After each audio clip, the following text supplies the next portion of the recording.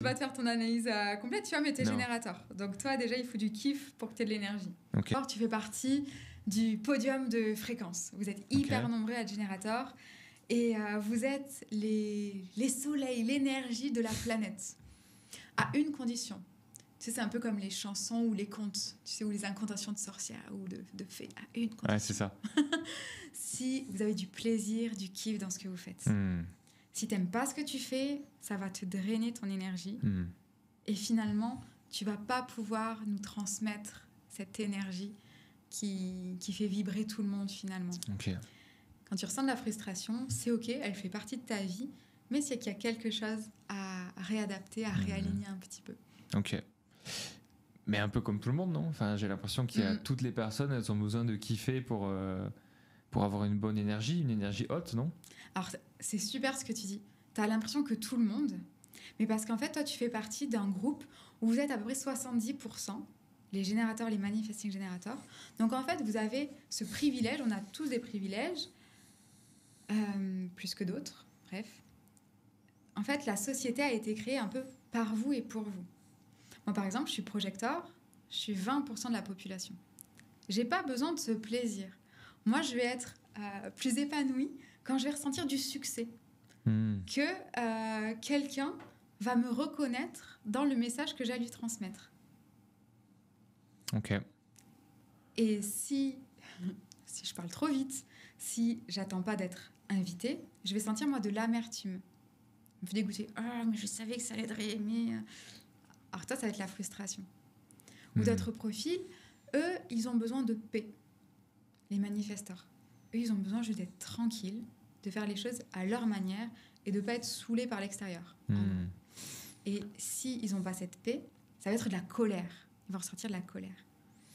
Donc toi, alors, moi, pour les profils générateurs, on ressent de la frustration. Ouais. Pour ceux qui veulent la paix, ils peuvent ressentir de la colère. Ouais. Et pour ton profil projecteur, c'est quoi? Moi, c'est l'amertume. L'amertume. Et il y a combien de profils? Il y en a un quatrième? Il y en a 5. Du coup, il y a générateur, manifesting générateur. Vous êtes un peu cousins. Projecteur, manifesteur et les réflecteurs. Les réflecteurs, c'est 2% de la population. Ils sont très, très rares. Et eux, ils ont une capacité de ressentir l'environnement, les personnes qui sont autour d'elles, autour d'eux. Donc, ils ont besoin d'avoir un temps de solitude pour savoir vraiment ce qui est important pour elles. Elles vont être plus dans l'émerveillement. Et il faut éviter à tout prix la pression pour qu'elles soient vraiment... Tu en as déjà rencontré des réflecteurs? Réflecteurs. J'ai l'impression qu'on parle de Pokémon. C'est vrai que ça fait Pokémon. Je sais pas s'il y a des évolutions de Pokémon. Tu en as déjà rencontré?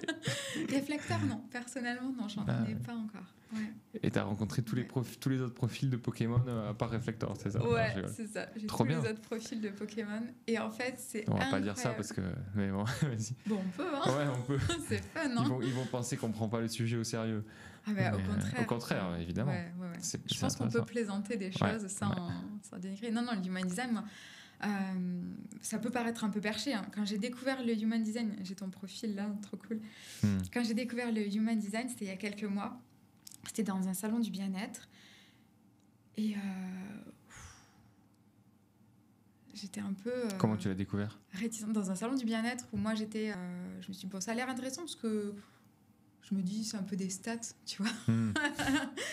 Et je trouve que ça peut être drôle, ça peut donner des indications, tu vois. Mais comme ça m'avait été présenté, c'était un peu trop spirituel pour moi, un peu ésotérique. Et là, je me suis dit, non, c'est trop, je peux pas, ça me parle pas. Et j'ai découvert Vanessa Gelos de Son of Mind. Et elle a été notaire pendant plus de 15 ans. Je me dis, bon, là, quand même, c'est une nana qui a de la méthode, qui a de la structure. Donc, c'est un peu, tu sais, comme dans la piscine, je prends la température. Et effectivement, j'ai découvert quelque chose qui... c'est pas pour se mettre à nouveau dans une case. Ça donne quand même, comme un GPS, des indications. On prend pas, on s'en fout. Et le tout, c'est de le vivre pour le ressentir, pour l'appliquer ou pas. Mais déjà, pour ma part, quand j'ai vu que je faisais partie que de 20% de la population, j'ai compris beaucoup de choses, tu vois. Même toi, tout à l'heure, tu me dis, en fait, tout le monde a besoin de kiff. Pas forcément de la même manière. Donc, ça va pas créer les mêmes résultats. Ok. En fait, tu es capable de déterminer un profil juste avec la date de naissance, le lieu, le prénom de la personne? Non. Non. Il y a besoin de la date, de l'heure, du lieu de naissance. Et c'est ça que je trouve assez dingue. Ça veut dire que là, tu m'as donné tes infos. J'ai plein d'informations sur toi. À quel point tu penses que c'est précis? Non, c'est chouette. On pourra le faire en off si tu veux, tu vois. Non, mais sans parler de mon... Tu vois, en général, d'où ça vient, c'est basé sur quoi? Est-ce que ça change vraiment quelque chose d'être né le 20 ou le 21? Ça, j'ai du mal à comprendre. En fait, c'est basé sur autant des données ancestrales. Il y a les chakras, l'astrologie, mais il y a aussi des choses plus modernes. Les neurosciences, la physique quantique, l'épigénétique aussi. Donc c'est un mélange, un melting pot un peu de tout ça. Et ce que je trouve cool, c'est que on sort des tests de personnalité. Moi, j'aimais bien l'été prendre des magazines, tu sais, quel est quel type de vacancier? Tu coches A, B, C, où tu as plus d'étoiles, t'es tel résultat, etc. L'aventurier, le casanier. Ouais, c'est ça. Et en fait, bien sûr, j'ai fait tous les néagrammes, MBTI, tout ça. Et en fait, il suffisait que je reprenne ce test en avril, je pouvais avoir des résultats différents. Parce que ce sont des questions selon où on en est en ce moment de notre vie, comment on sent nos émotions, etc. Alors que là, tu vois, je t'ai demandé date, heure, lieu de naissance. Et en fait, c'est comme quand t'es sorti d'usine, en gros. Après, bien sûr, la vie nous malmène, on abîme un peu les enjoliveurs, la carrosserie, elle est un peu cabossée, les injonctions, etc. extérieures. Je trouve que c'est un super outil pour se déconditionner finalement de comment on a été élevé, éduqué, pour sortir un peu du moule et reprendre un peu plus d'espace et s'autoriser à être soi-même en disant le Human Design dit ça, comment je le ressens, comment ça parle pour moi, et si j'essayais. Se rapprocher du format d'usine. Ouais, c'est ça. Comme tu dis. Ouais. Et oui, parce que se rapprocher du format sortie d'usine, parce qu'au final, c'est comme ça qu'on va être les plus performants et performantes, et finalement, ce qui va nous épanouir à nous, et pas pour répondre à ce que quelqu'un veut de nous. Parce qu'au final, si on fait pas ce qu'on veut nous, on répond aux attentes de quelqu'un d'autre. Et quand on sera vieille, vieux et fripé, on a de la marge. Ah oui. On a de la marge, mais quand même, pour moi, c'est aujourd'hui, finalement, au quotidien, qu'on travaille notre fierté et notre épanouissement de demain. Qu'est-ce qu'on va pouvoir raconter aux générations d'après? Est-ce qu'on sera fiers de nous? Et si on a passé notre vie à nager à contre-courant pour répondre à des attentes extérieures qui finalement sont à l'encontre de ce qu'on attend en nous, en fait on se fatigue et en plus on n'atteint même pas notre résultat. Donc là, la frustration de générateur, ça pique. C'est clair. Et chez les entrepreneurs que tu accompagnes, j'imagine qu'une des premières étapes entre guillemets de l'accompagnement, c'est de déterminer leur profil Human Design. Parce que tu peux pas vraiment les accompagner de la manière qui leur convienne, j'imagine. Alors le Human Design, c'est la dernière formation que j'ai faite. Avant, donc je me suis formée en sophrologie, en méthode Rhythmo. Là, c'est pour enlever tout ce qui est stress post-traumatique, les gros blocages émotionnels, et en hypnose. Donc déjà, il y a de quoi vraiment relibérer la personne et qu'elle puisse s'épanouir, se sentir bien, confiante et tout exploser. Et le Human Design, en fait, c'est un peu les épices, le sel que je mets sur la recette pour pouvoir gagner du temps. Au lieu de l'accompagner de manière assez générale avec les techniques que j'ai apprises et mon intuition quand même, mais là, ça me permet d'aller encore plus loin dans la personnalisation. Et j'ai choisi de proposer un accompagnement sur plusieurs mois pour vraiment qu'elles aient cet ancrage, cette structure et qu'à tout moment, on puisse faire des feedbacks, échanger pour qu'elles se sentent en pleine sécurité tout au long de l'accompagnement. Et le fait d'avoir leur profil Human Design, ça me permet aussi de les conseiller en fonction d'elles. Avant, bien sûr, j'avais tout toute l'harmonie corps, mental, émotion. Et là, en plus, le Human Design permet de personnaliser encore plus.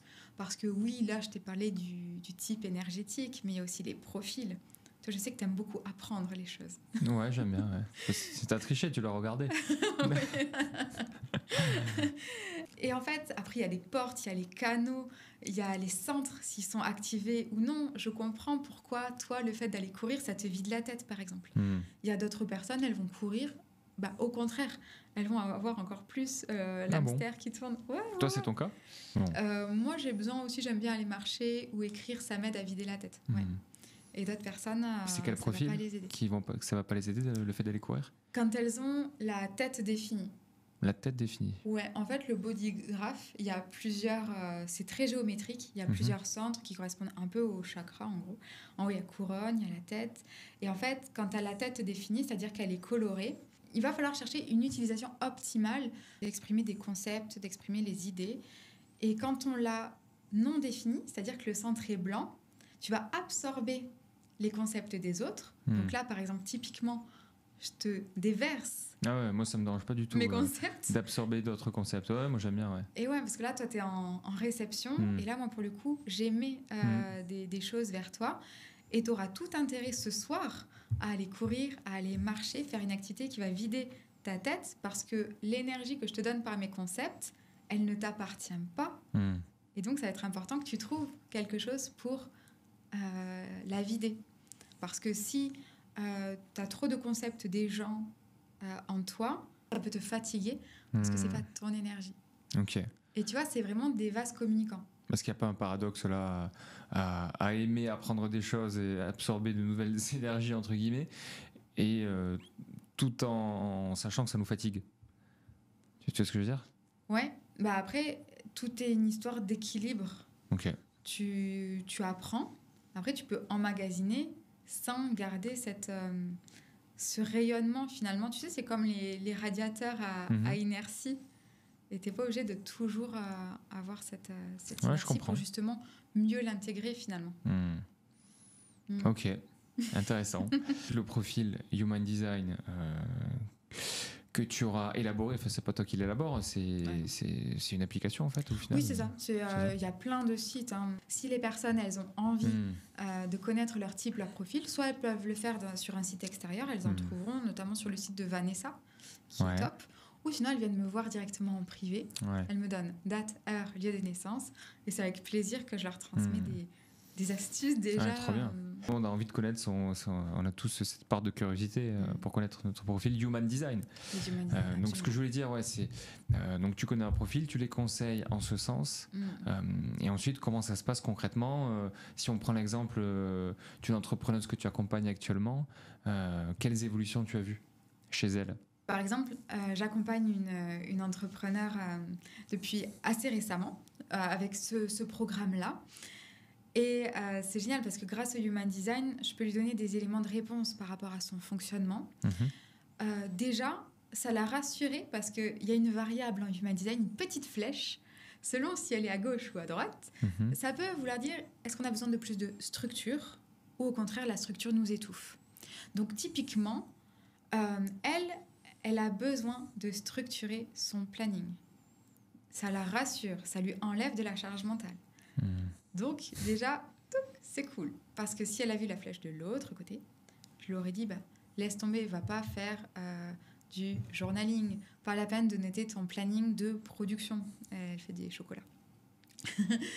Et en fait, selon le Human Design, ça permet de guider. Parce que par exemple, tous ceux qui conseillent de faire du journaling, ça peut être vraiment génial le journaling pour quelqu'un qui a besoin de se vider la tête comme toi.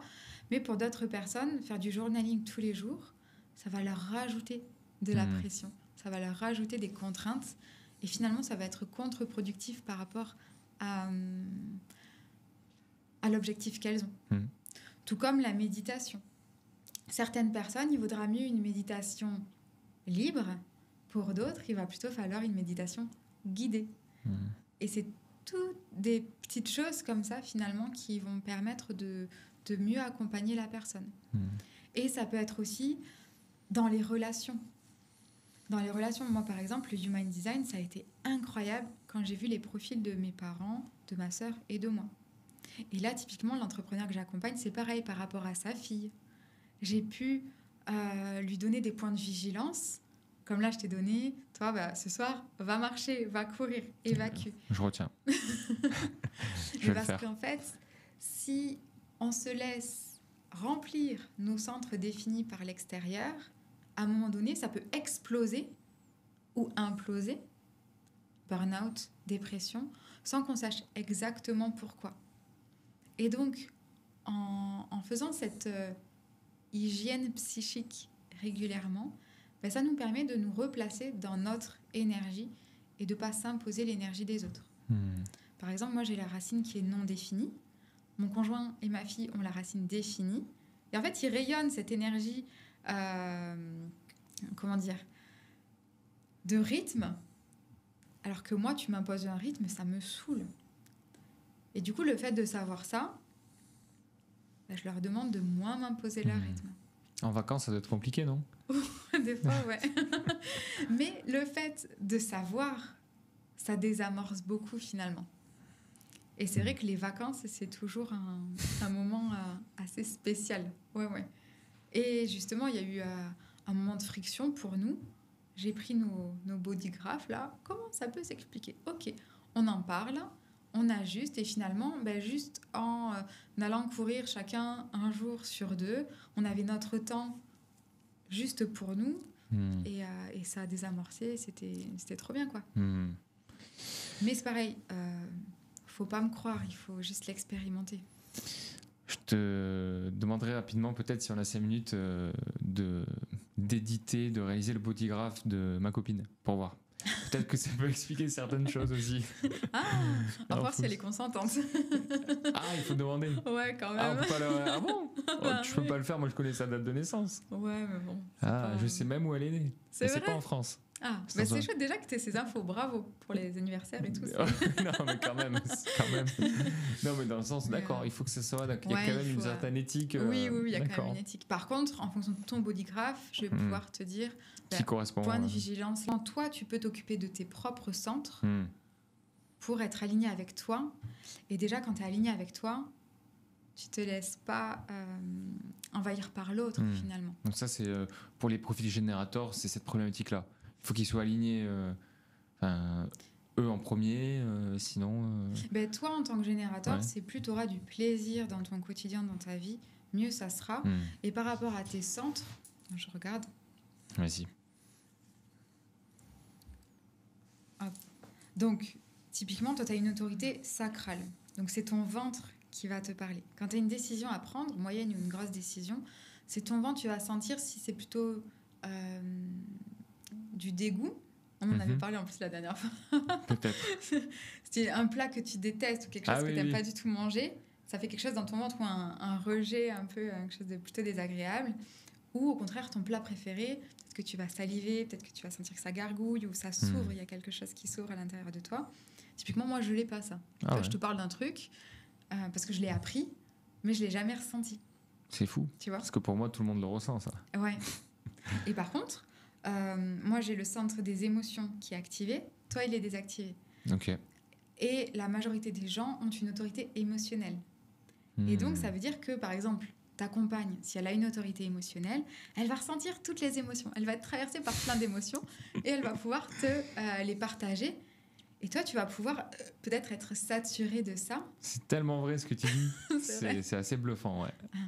Mais là, ça peut être de temporiser. Alors là, cette idée, t'as l'air vraiment emballé. Je te soutiens, mais avant de te donner une réponse, laisse-moi quelques instants. Vous vous éloignez un petit peu tous les deux de quelques mètres pour que tu puisses, toi, où tu vas marcher un peu, où tu t'éloignes, tu vas dans une autre pièce, tu vois, pour pouvoir, toi, interroger ton autorité au niveau du ventre pour savoir si, toi, t'es d'accord ou pas. Et qu'en fait, tu répondes pas oui par réflexe, parce que tu sens qu'elle est super emballée, alors que finalement, toi, c'est pas ton moment, ou c'est pas avec cette manière-là. Donc, alors, tu disais, donc, en gros, ça veut dire que certaines personnes ressentent plus les émotions que d'autres. C'est ça, tu avais un mot pour ça Oui, alors toi, tu les ressens aussi. Ouais. Mais si tu veux, quand on a une autorité émotionnelle, on va avoir des pics d'émotions. Et attention aux gens qui ressentent ces pics d'émotions, agréables, désagréables, mais ne pas se laisser envahir non plus par ces émotions et de prendre les décisions plutôt dans une clarté émotionnelle. Et ça, c'est pas forcément facile quand on est une autorité émotionnelle, parce qu'il y a cette excitation, cette euphorie de la vague émotionnelle. Il faut juste attendre que cette vague descende un peu pour prendre la décision quand on est revenu au calme. Et c'est là aussi que toutes les techniques de gestion émotionnelle, la sophrologie, l'hypnose, la respiration, autres, vont vraiment aider à se connecter à cette clarté émotionnelle et finalement ne pas céder à l'impulsivité. Parce qu'autant toi, tu vas de suite sentir le oui ou le non. Toi, c'est un interrupteur on-off. Et moi, non. Moi, il va falloir que j'attende 1 heure, 1 jour, 3 jours avant de prendre la décision. Et ça, dans le couple, le fait de le savoir, bah, c'est cool. Parce que tu vas pouvoir rester sur toi, ton autorité, et ne pas l'imposer à l'autre, finalement. Très clair, passionnant. Super. Aidé. Ouais, non, c'est vrai, hein. C'est assez bluffant. En plus, tu connais pas sa date de naissance, mais bon, c'est pas grave, on va jouer le jeu. Mais tu lui demandes si elle est OK, et tu me l'envoies. Oui, mais sinon tu m'envoies un lien d'un site et je regarderai. Ou sinon, oui, mais voilà. Après, j'ai pas ton expertise derrière pour analyser, mais OK.